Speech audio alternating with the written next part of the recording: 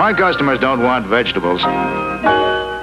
They want fresh vegetables, and we buy them by the fieldful. Ever wish you could step back in time and relive the golden era of grocery shopping? Well, let's revisit some grocery store memories that only baby boomers can truly appreciate. Get ready for a blast from the past that'll have you saying, I remember that. Number 30. Grocers used to only sell food. Back in the day, grocery stores were all about the essentials, food. It might sound surprising, but it wasn't until the 80s that people began to expect more than just groceries at their local store. Flowers, toys, magazines, and greeting cards were not part of the shopping list. It was all about filling the pantry. Today, you can practically do your entire to-do list at a grocery store, from filling prescriptions to picking up fresh bouquets of flowers. This shift towards becoming one-stop shops began in the 80s and now is the norm, especially with the rise of supercenters like Walmart. In 1950, supermarkets were responsible for only 35% of food sales, with a 19% increase in the U.S. population. Low prices are also resonating with high-income consumers, who made up about half of the company's market share gains in food in the fiscal quarter that ended January 20. Reaching 180 million people by 1960, the demand for groceries surged, and so did the stores. Number 29. Nestles Qui. Who here remembers Nestles Qui? If you're a true baby boomer, you'll recall the days when chocolate milk wasn't just a drink, it was an event. Nestles Qui. Get Nestles Qui. It makes milk taste like a million. He means it's good. Housed in a distinctive tin container, was a staple in households. Forget about the easy squeeze bottles of today. This bad boy required a spoon to pop open its lid. Nesquik, as we know it today, started as Nestle Quick in the United States in 1948.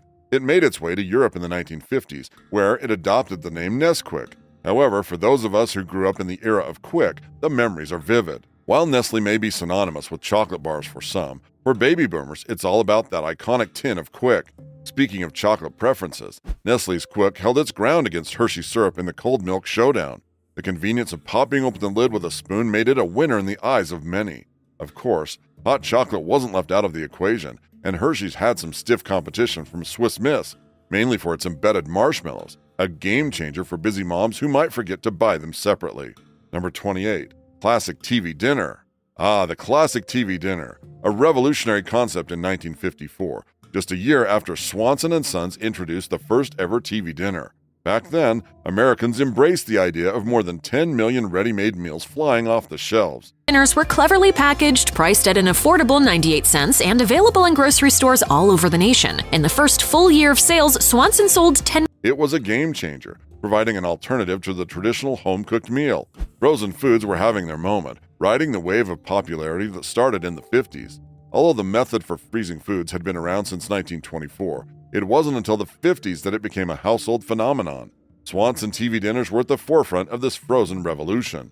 Picture this. In 25 minutes, your wife could serve up a meal with hearty slices of moist tender Swanson turkey, with whipped sweet potatoes and golden Swanson butter. The original TV dinner also boasted garden-fresh peas and a cornbread dressing, all neatly packed in a compartmentalized tray. However, not everyone was a fan. Men of the era wrote to the company expressing their preference for their wives to cook from scratch like their mothers did, rather than opt for just the heat-and-serve Swanson meal. It was a sign of the times, reflecting the cultural shift in attitudes towards convenience. Interestingly, the invention of the TV dinner has multiple attributions, with Jerry Thomas, the Swanson brothers, and Maxon Food Systems Incorporated all staking claims, according to the Library of Congress. Regardless of its origins, the TV dinner became a staple in households, marking a shift in how Americans approached mealtime. Number 27. Peter Pan Peanut Butter. Do you remember the days when Peter Pan peanut butter came in a glass jar with a tin lid that sometimes proved tricky to grip? This American classic, named after the J.M. Barrie character, has quite the history. Introduced in 1920 by Swift & Company under the name E.K. Pond, it later underwent a name change in 1928 to become the Peter Pan we all know. Joseph L. Rosefield's 1921 patent introduced a non-separating, partially hydrogenated peanut oil peanut butter, setting it apart in the market. Wrong with their peanut butter, mind you, but if you enjoy a deep nutty taste, you won't be completely thrilled with Skippy. Don't worry though, you'll still want to eat the entire jar. Initially packaged in a tin can with a turnkey and reclosable lid, the product's packaging shifted to glass jars due to metal shortages during World War II. Peter Pan made history in 1988 by being the first peanut butter brand to transition to plastic jars. Aside from its packaging evolution, Peter Pan was the star ingredient in the now discontinued Peter Pan peanut butter cups by Frankfurt Candy and Chocolate Company. Over the years, the brand has had notable spokesmen, including actor Sterling Holloway, actor Mark Lynn Baker, comedian Alan Suze, and game show host Art James. Number 26. Prell shampoo when it came in a glass-covered bottle. Now let's talk about a time when even shampoo came in glass bottles. Before the era of ubiquitous plastic, liquids, including shampoo, were distributed in glass or ceramic containers. Prell shampoo, introduced by Procter & Gamble in 1947, was no exception. This concentrated shampoo, housed in a glass bottle likely designed by Donald Deskey, a modern industrial design pioneer, was a staple in households. Shampoo. Rediscover the fresh scent, rich lather, and ultra-clean rinse that leaves. Deskey, known for his work on iconic products like Crest toothpaste, Jif peanut butter, and Tide detergent, had a hand in giving Prell its distinct packaging. The shampoo's viscous green liquid and unbreakable bottle became memorable advertising features. Not only did Prell find a place in bathrooms across the country, but it also made its mark in entertainment. The brand was referenced in various TV shows like Drawn Together, Seinfeld, and The Simpsons. In the 1996 movie The Rock, Prell even made a cinematic appearance, symbolizing deadly VX gas. Despite evolving packaging norms, Prell remained resilient. It was one of the highest-selling shampoos in 1977 and, remarkably, continued to be sold by Ultimark Products as of 2012. Number 25. Stores were smaller. Picture this. In the early 60s and 70s, grocery stores were a lot more modest in size, with footprints at most reaching 15,000 square feet. Quite the contrast to the sprawling markets we're accustomed to today, averaging around 45,000 square feet. Little to nothing. So I want to talk about the vending machines. I see them in every laundromat. How important are they? How much money do they make you? Why do you have them in the first place? Some stores during that era were more than just grocery havens. They were multitasking marvels. Imagine a grocery store with an attached laundromat, a convenient solution for busy moms looking to tackle 2 household chores at once. But the innovation didn't stop there. Some stores also boasted lunch counters, merging the charm of the 1950s soda shops with the convenience of grocery shopping. However, not everyone was welcome at these counters. The grim reality of segregation and Jim Crow laws meant that, until 1964, it was illegal for black individuals to sit at many of these counters. Protests and sit-ins, like the one in Oklahoma City on August 26, 1958, played a pivotal role in the civil rights movement, challenging discriminatory practices. Number 24. Stores tried to appeal to kids. Imagine a time when grocery shopping wasn't just a chore for parents, but an outing for the entire family. In the 20th century, grocery stores went the extra mile to make the experience enjoyable for kids. From shopping carts with built-in child seats to kiddie corrals designed to entertain children while parents shopped, supermarkets aimed to cater to the needs of families.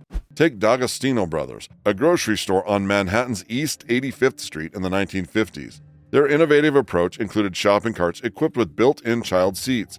A young New Yorker named Sean Tully, just 15 months old, counter, they nervously order ground beef and ask to use their own packaging. Could comfortably accompany his mother on their grocery run.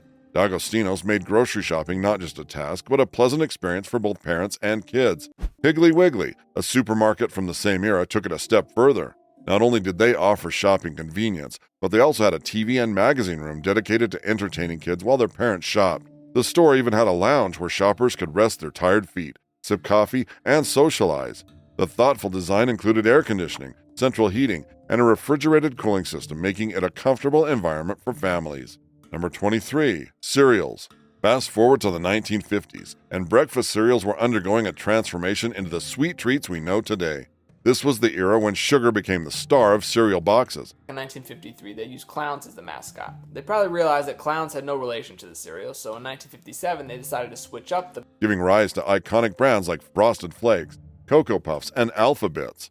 The 50s were buzzing with the introduction of sugar-loaded cereals like Sugar Pops, Sugar Smacks, and Sugar Frosted Flakes, which remarkably continue to have a presence today. But the 1950s also brought forth some cereal varieties that might only exist in nostalgic memories. Who could forget Sugar Crinkles?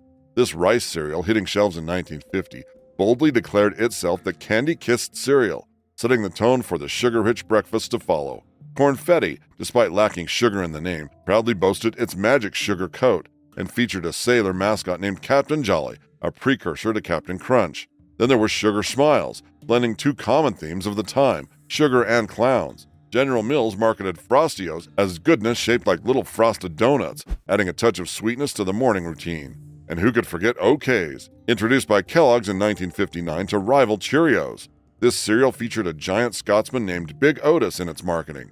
By the 1960s, Yogi Bear took over the reins. Now, in the midst of reminiscing about these sugar-laden cereals, what was your favorite morning bowl back in the day? Number 22, Tang. Let's take a flavorful journey back to the late 50s when a tangy orange drink mix became a household name, Tang. In 1957, General Foods Corporation food scientist William A. Mitchell and chemist William Bruce James worked their magic to formulate Tang, which hit the powder form market in 1959. Interestingly, Tang faced a slow start until NASA's involvement. Sales soared after Tang was used on John Glenn's Mercury flight in February 1962 and subsequent Gemini missions. The association with the U.S. human spaceflight program fueled the misconception that Tang was specifically invented for astronauts, although it had been around for a few years. Tang's cosmic journey continued through the early NASA crewed space flights, from Glenn's orbiting eating experience to Gemini's missions. Despite the availability of specially designed canned drinks, astronauts preferred Tang for its easy mixing with existing water containers. Buzz Aldrin might not have been a fan, declaring Tang sucks in 2013, but it remains a space mission staple even today. Prevent fungus from taking hold amid moist stored foodstuffs. Some food items, beefsteak for instance, come pre-sterilized with ionizing. Now beyond the cosmic realm, the creator of Tang, William A. Mitchell, wasn't a one-hit wonder. He also brought us culinary delights like Pop Rocks, Cool Whip, and a form of instant set Jello. Chemist William Bruce James, Tang's co-creator, made his mark with various Jello flavors. Number 21. You couldn't shop on Sundays. Picture a time when Sunday was truly a day of rest for both shoppers and store owners. In the 1950s, stores adhered to a strict schedule, typically opening their doors from 9 a.m. to 5 p.m. on weekdays and remaining closed on Sundays. The 70s brought a shift, with some stores staying open 24/7. However, this was a luxury enjoyed by only a handful of the most profitable markets. While many Krogers today boast extended hours, the rise of e-commerce has nudged the pendulum back towards slightly more limited hours. Late-night grocery runs, now common, gained traction in the early 1970s, with a handful of stores adopting 24-hour service. In the 1950s, if you didn't stock up on a Saturday, you were out of luck on Sunday. Even the mom and pop stores closed by 1 p.m., leaving only a couple of bakeries open for your urgent food needs. It was a different shopping landscape, and if Sunday caught you unprepared, your hunger had to wait until Monday. Number 20. Spam. Now let's dive into the realm of canned wonders, where Spam became a household name. Picture this: meat in a can, pre-cooked and made with ham. It was a staple in every baby boomer's kitchen, a versatile delight, uniquely, that didn't need refrigeration. Is that a good thing? Well, let's unravel the tale. The lore behind the name Spam is a bit mysterious. While some say it's a blend of spice and ham, % less sodium. No, 25%. Oh, so it's not even 50% less sodium, because they know if they take it out, you're just eating a lard thing. The truth is neither ingredient graces the iconic canned meat. The confusion extends to speculation that Spam stands for shoulder of pork and ham. However, Kenneth Daigneault, brother of a Hormel VP, is credited for naming it. As the story goes, during a New Year's Eve party, Daigneault casually suggested Spam in a naming contest, and the rest, as they say, is history. After playing a crucial role during World War II, beating thousands of American GIs, Spam's role evolved. With returning soldiers refusing to make it the centerpiece of their meal, Spam shifted to becoming a sometimes food side dish. The 60s saw a significant change as it transformed from a meal centerpiece to an ingredient. No longer gracing the center of the plate, Spam found new life in sandwiches, eggs, and quirky 60s recipes like Spam upside-down pie or Spam sandwiches topped with baked beans. Despite its humble beginnings, Spam even made its way into haute restaurant menus, creating a highbrow, lowbrow fusion. In 2009, Hormel tweaked the recipe, adding potato starch to improve the aesthetics, making Spam not just a culinary delight, but also a pop culture icon. Number 19. Kroger enhances a Detroit supermarket. Fast forward to the vibrant supermarket scene in the 50s and 60s, where Kroger emerged as a retail giant. The number of stores doubled, and their share of retail food sales skyrocketed. But Kroger wasn't just content being a run-of-the-mill grocer. Going to go to the clearance section, and all you'll find is a moldy cantaloupe and some expired Doritos. But don't fret, Kroger... They revolutionized the shopping experience. In 1958, at a Detroit supermarket, Kroger introduced a groundbreaking concept, the Continental Counter. It wasn't just about buying groceries, it was an experience. Customers could indulge in the delights of a service deli, grab sweets from an in-store bakery, and savor smoked meats from an on-premises barbecue shop. Kroger was no longer just a grocery store. It became a one-step destination, catering not just to needs but to the desires of the evolving customer. Number 18. Hostess Twinkies. Now let's explore the iconic world of Hostess Twinkies, those golden delights that have been a sweet companion to many throughout the decades. In 1933, the Continental Baking Company in Indianapolis, also known for Wonder Bread, and the Hostess snack line introduced the world to Twinkies. Unwrapping. Recognize these little yellow sponge cake? Hostess Twinkies. They're more than a snack, they are practically a food group. James A. Dewar, one of their bakers, conceived the idea during a delivery of a cream-filled strawberry shortcake. With idle machines after strawberry season, Dewar envisioned a snack cake filled with banana filling, sold at a humble nickel for a pack of 2, a welcome treat during the Great Depression. In the 1940s, as bananas were rationed during World War II, Hostess switched to vanilla cream filling, a move that proved popular and permanent. The 1950s marked the rise of Twinkies' popularity, notably sponsored by Hostess on the Howdy Doody show featuring the Twinkie. The 60s brought a twist to Twinkies' tale during the nuclear scare. Many bomb shelters were stocked with Twinkies because, as the lore goes, they stay fresh forever. A true American icon, even President Clinton sealed one in a time capsule. To this day, Twinkies remain Hostess's best-selling snack cake, churning out 500 million annually. Number 17. Little Debbie becomes an instant hit at stores. Switching gears to another delightful corner of the snack universe, let's talk about Little Debbie. In 1935, O.D. McKee, founder of McKee Foods, embarked on perfecting the original Little Debbie snack. Get to be so big. Well, today on Weird History Food, we're going to take a look at the history of Little Debbie. The oatmeal cream pie. Tinkering with his hard oatmeal cookie recipe, McKee created a softer cookie, filling it with a fluffy cream filling, and sold these sweet delights for a nickel each. In 1960, the brand introduced the family pack of Little Debbie oatmeal cream pies, priced at 49 cents per carton. The response was overwhelming, with over 14 million cakes sold within the first 10 months. Little Debbie soared to become not just a snack but a sensation, representing a third of the snack cake market. Now, Little Debbie products, along with their iconic smiling girl on the box, are sold in all 50 states.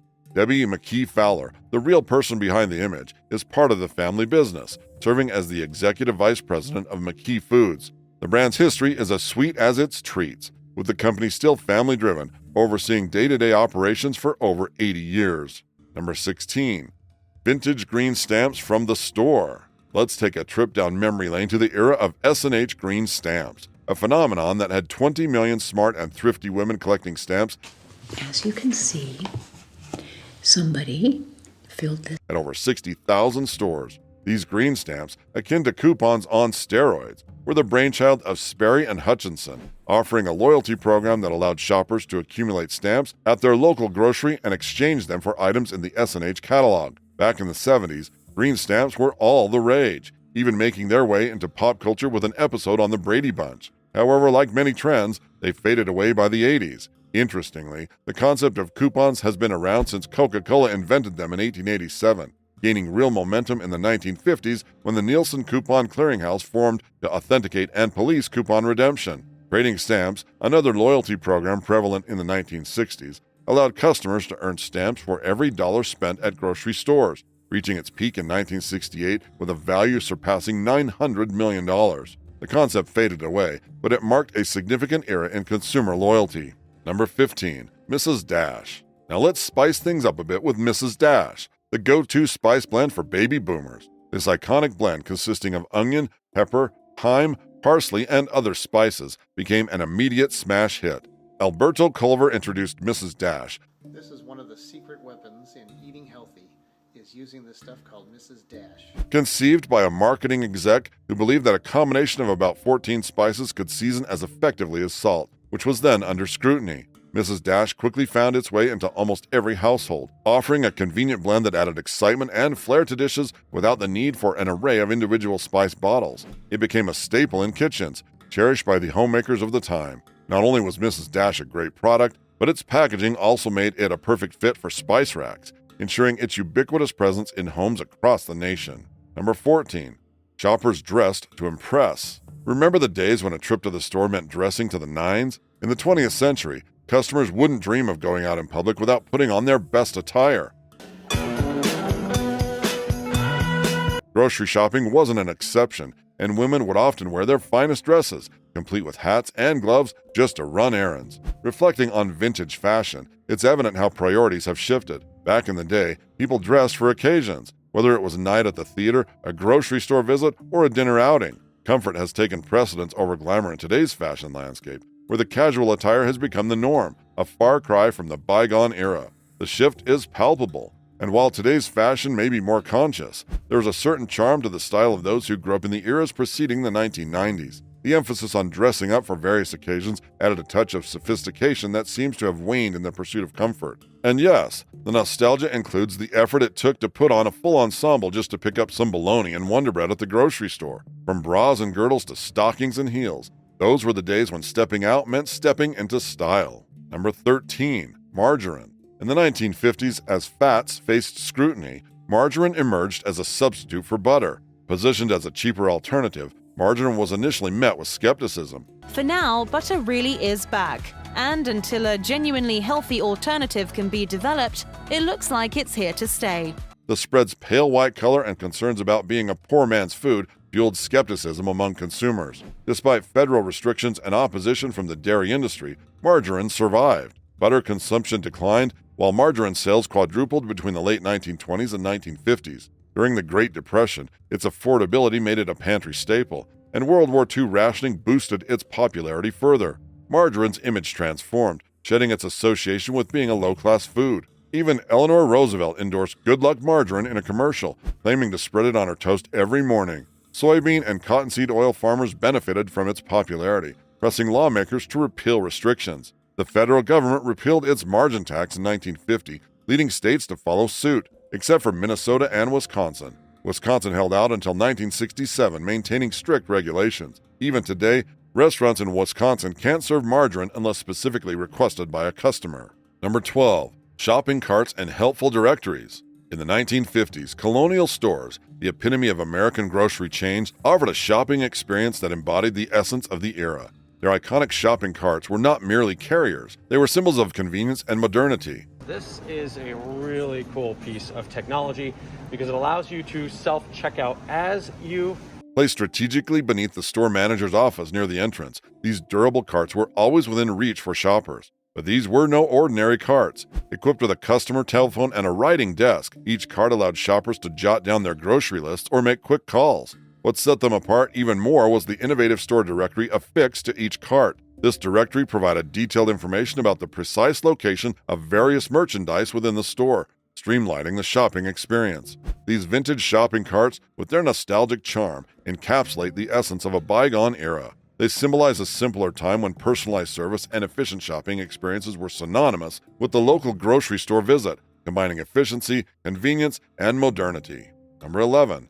Self-service grocery stores. The concept of self-service grocery stores, pioneered by Charles Sanders with the opening of Piggly Wiggly in 1916. By 1960, they took over 70% of... revolutionized the way people shopped. By the 1950s and 60s, the self-service model became the norm, allowing shoppers to stroll through aisles and hand-select items themselves. In the early 20th century, customers would either call in or bring their grocery list to have a store staff bag items for pickup or delivery. The transition to self-service marked a significant shift in the shopping experience. Shoppers, accustomed to personalized service, now roamed aisles and chose their items independently. The introduction of large, balanced scales in the produce department added another layer to the self-service model. Shoppers would weigh their produce before heading to the checkout lane. This change in grocery shopping was part of a broader trend where more stores adopted self-service retailing, displaying products openly for customers to choose. The evolution of self-service retailing was closely tied to advancements in transparent packaging, particularly the invention of cellophane. This shift allowed customers to see products before buying them, transforming the grocery shopping experience. The mid-50s introduction of plastic film further revolutionized the packaging of meat, rendering traditional paper-wrapped cuts a thing of the past. Number 10. Extra services available. In the 1950s, grocery stores and supermarkets went beyond merely offering goods on shelves, providing a range of extra services to pick, buy, and finally deliver the items to customers across the country. That prioritized customer satisfaction and convenience. the era's supermarkets featured in-store butchers, offering custom cuts of meat along with cooking advice. Additionally, many stores provided delivery services, allowing customers to order groceries by phone and have them delivered to their homes, catering to busy families seeking convenience. In-house bakeries were another hallmark, where bakers prepared fresh bread, pastries, and cakes daily. Customers could order custom cakes for special occasions, adding a personalized touch to their celebrations. The ability to prepare multiple baked hams at a time showcased a catering service, enabling customers to order large quantities of prepared food for events and gatherings. Moreover, 1950s grocery stores often had a dedicated customer service counter where shoppers could request specialty items, place orders for future purchases, or seek assistance. These extra services demonstrated a strong commitment to customer care and satisfaction, providing a comprehensive and personalized shopping experience. Number 9. Displays were elaborate. During the peak of advertising industry in the 1950s, grocery stores recognized the power of flashy displays to attract customers. All right, you got all your vegetables here, carrots, you got all the pepper colors. Look at this, red, orange, green, yellow. Oh, look, it spells J-E, Jewel.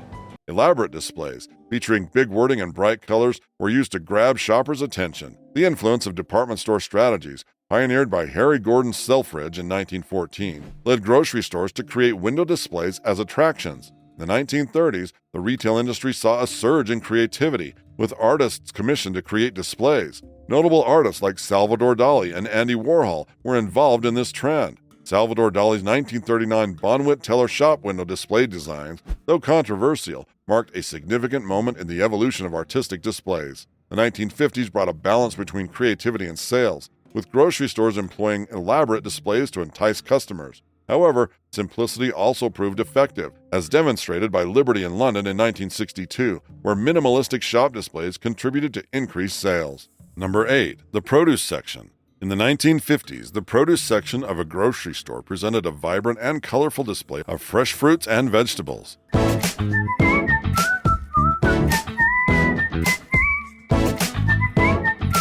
The arrangement featured seasonal produce neatly placed on wooden crates or wicker baskets, with an emphasis on locally grown items. The design of the produce section was simple and open, facilitating easy browsing for customers. Signs and hand-painted chalkboards were used to indicate the names and prices of different fruits and vegetables, adding a quaint and personal touch to the shopping experience. Wooden bins were a common sight, filled with leafy greens, root vegetables, and a variety of fruits. Items like lettuce, carrots, potatoes, apples, oranges, and bananas were often displayed in this manner, sourced directly from nearby farms to ensure freshness. A scale near the produce section allowed customers to weigh and label their selections, contributing to a self-service approach that empowered shoppers to hand-select the exact quantity of each item they needed. Overall, the 1950s produce section was not only visibly appealing, but also an essential and nostalgic part of the shopping experience, emphasizing abundance and freshness. Number 7.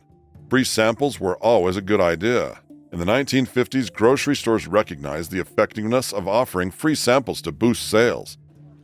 Oh, sausage son. Plan to buy great amount for samurai buddies. Sir.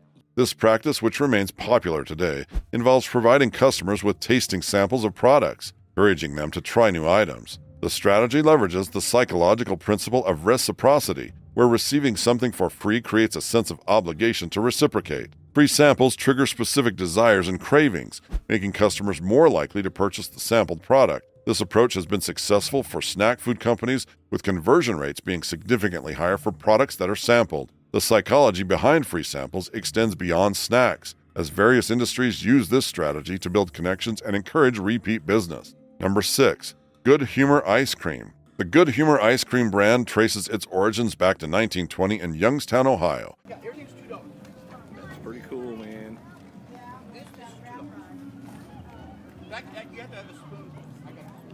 When confectioner Harry Burt created a chocolate coating that could complement ice cream. The idea of freezing sticks from Jolly Boy suckers into the ice cream to serve as handles was suggested by Burt's son after his daughter found the treat too messy to eat with bare hands. The name Good Humor was chosen based on the belief that a person's temperament or humor was connected to their sense of taste. Harry Burt outfitted a fleet of 12 street vending trucks with freezers and bells to sell the Good Humor bars. The first set of bells came from his son's bobsled. After a 3-year wait for a patent, Burt took a 5-gallon pail of Good Humor bars to Washington, D.C. in 1923 for patents officials to sample, successfully obtaining the patent. The Good Humor brand expanded with trucks, tricycles, and pushcarts selling the iconic ice cream bars. In 1929, a Good Humor plant opened in Chicago, but the business faced challenges when the mob demanded protection money, leading to the destruction of part of the Chicago fleet after refusal to comply. Good Humor men in the early days were required to tip their hats to ladies and salute gentlemen.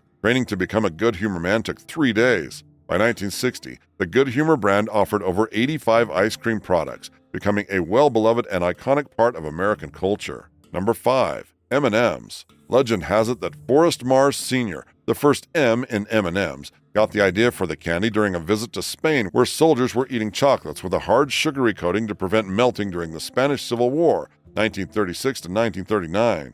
In 1940, Forrest Mars Sr. created a batch of chocolate candy pellets and partnered with the Hershey's Corporation to bring M&M's to life. The design was patented in 1941, and production began in Newark, New Jersey.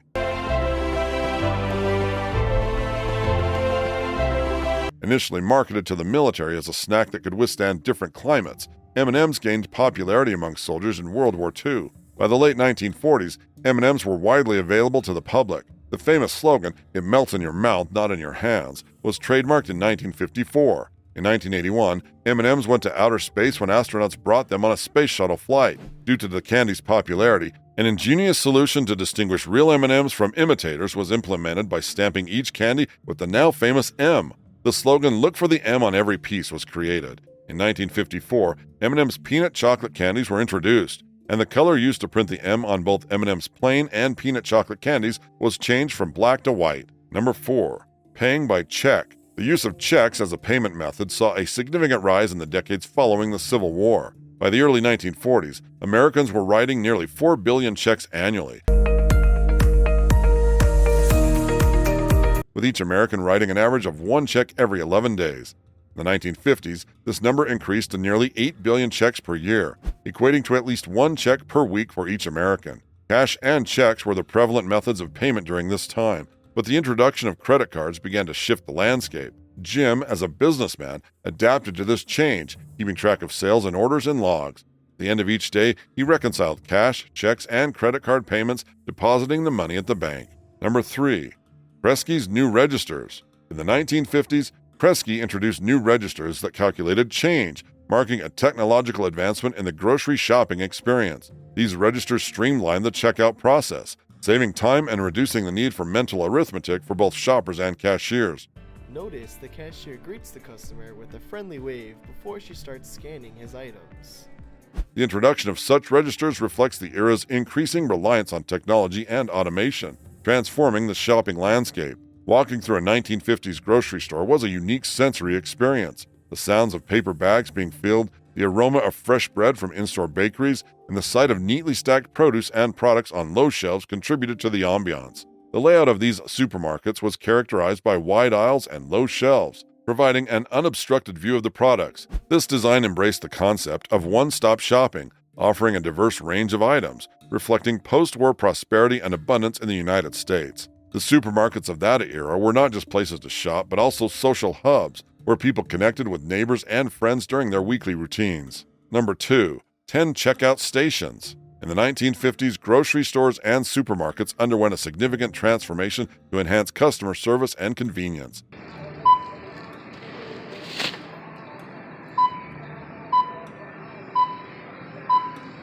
The introduction of multiple checkout stations was a notable feature, representing a departure from the traditional general stores of the past. Unlike the earlier stores with 1 or 2 checkout counters, larger supermarkets in the 1950s often boasted as many as 10 checkout stations. This innovation aimed to address the increasing demand for efficiency and speed in the shopping experience. The presence of multiple stations allowed several cashiers to attend to customers simultaneously, reducing wait times and streamlining the overall checkout process. Having 10 checkout stations proved particularly beneficial during peak hours, such as weekends and evenings when supermarkets experienced higher customer volumes. This adaptation was in response to the changing dynamics of the retail industry, influenced by the post-war era's growing consumerism and the shift towards self-service and expanded product offerings. The introduction of these checkout stations marked a pivotal moment in the history of grocery shopping, paving the way for modern supermarkets and the convenience-driven shopping experiences prevalent today. The commitment to improving customer service and efficiency in the 1950 supermarkets laid the foundation for the retail landscape we are familiar with in the present day. Number 1. Jello. Jello, a culinary icon, played a distinctive role in shaping American households and dining habits throughout the 20th century.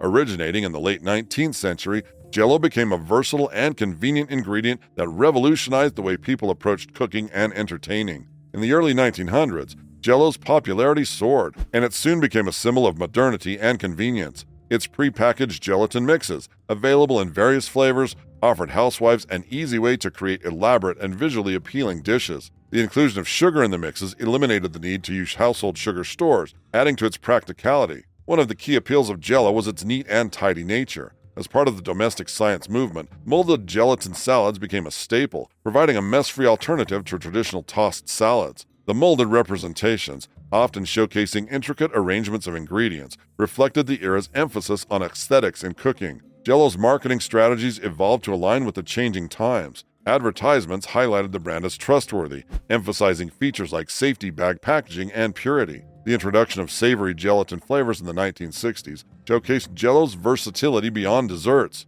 The rise of Jello marked a shift from traditional ways of shopping, as branded food items gained prominence over buying dry goods by the pound at general stores. Jello ads also played a role in reflecting American social history, with early advertisements emphasizing affordability and associations with the innocence of childhood. By the mid-1970s, however, the popularity of savory gelatin salads declined, leading to their removal from shelves. That's all for today. Don't forget to hit that like button if you enjoyed this blast from the past. Subscribe, share, and comment down below with your favorite grocery store memories. Till next time, stay tuned.